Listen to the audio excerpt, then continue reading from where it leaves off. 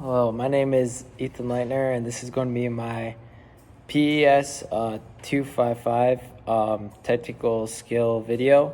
I'm going to be focusing on two technical skills within the sport of running: pacing and proper running form.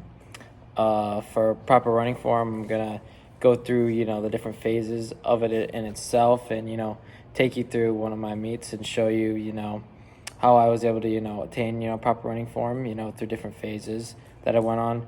And with the pacing one, I'll be explaining that a little bit as well as, some of my experience with pacing.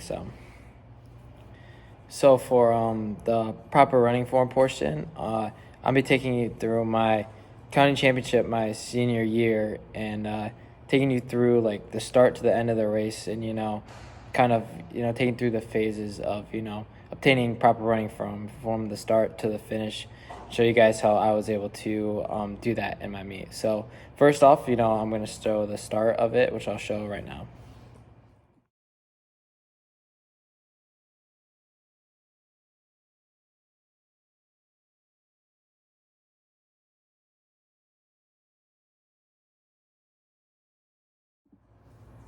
So as you can see from the my start here, or phase one, my stance before the race, I kind of have my eyes are looking. It's kind of hard to see from the video, this stage, but based off, if you like zoom in and stuff, you can see my eyes are completely forward, heads up. My dominant foot, my right foot, is out in front of my left foot, and I have like a slight lean forward, getting ready to build my moment, or like put my momentum forward. So yeah, you can also see the sort of preparation phase of my running form within this race in this video.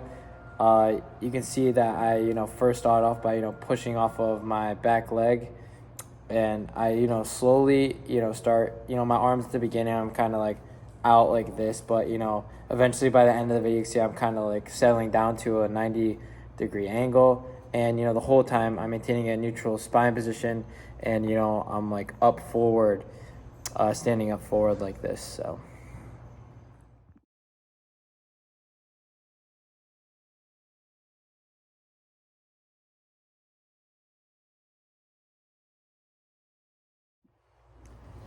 So in this phase, or the actions phase, it's kind of towards the middle of the race, and as you can see, I'm standing up tall, and as the like camera kind of gets closer to me, you can tell that like I look pretty like relaxed and strong, and I'm like getting into like a good rhythm. My arms at a 90-degree angle. Looks like I have a good cadence. Looks like it's around probably like 170 or 180, something like that. And I just look like I'm in a relaxed rhythmic state, which is what you want in these portions of the race where it's like the middle, and like it's easy to like lose focus on the race at hand.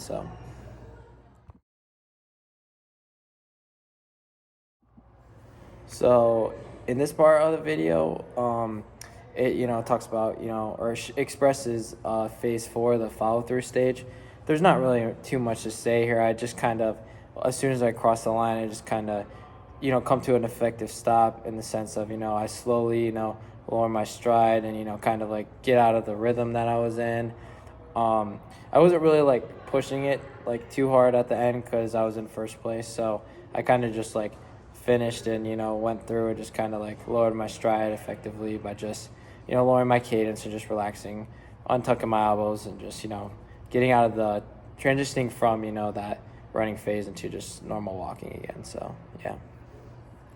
So the second technical skill that I'm going to be talking about is pacing, which it's hard to put into phases. So instead, I'm just going to explain a couple of scenarios where I've had to use pacing, and how I ended up performing in those areas. Pacing is a skill that is defined as staying as close as possible to the specified pace that you're trying to run for a race. For me personally, I used pacing a lot for my outdoor track season last year. My big goal for the season was I really wanted to break 15 minutes in the 5K, and which is about 72 seconds per 400 meter. and about 4:48 pace per mile. So in workouts and stuff, I would try to integrate that pace a lot. At least my coach would have us do that. So we did a lot of workouts where we would start off at that pace and feel it out for longer reps, like 1,200 repeats or mile repeats, and then once we got down, we would shorter intervals. We would kind of pick it up within workouts. Whenever we do ladder workouts, those are kind of our big staple workouts. But yeah. So basically, yep, that was the goal pace 72s, and so the two outdoor 5Ks I did on the track last year, I think really were a good representation of, a really good way to, pace a race and a really bad way too. So starting off with the bad, I guess, it was 5K that I did at Grand Valley, and I got out pretty good right on that pace, basically, 450. And, like I said in my technical skill, assignment, if you typically, advanced athletes who are very good at pace can stay within 1 to 5 seconds. So I was really right there through the first mile, and the second mile I fell off a little bit, and I think I was more closer to 5 flat for the next mile. So I started falling off the pace. By last mile, I just really wasn't feeling good, and I closed in 5:10 or something like that. So I was a ways off my goal. It wasn't really, what I wanted, but it was just a bad way to, pace myself. It showed that I wasn't strong enough to pace myself during the race and hold on to that goal pace that I was trying to achieve. And then I guess a good representation of, this race is my 5K at Oakland during outdoor track season last year. My big goal going into that, like I said, and going to the other one as well, was just to break 15.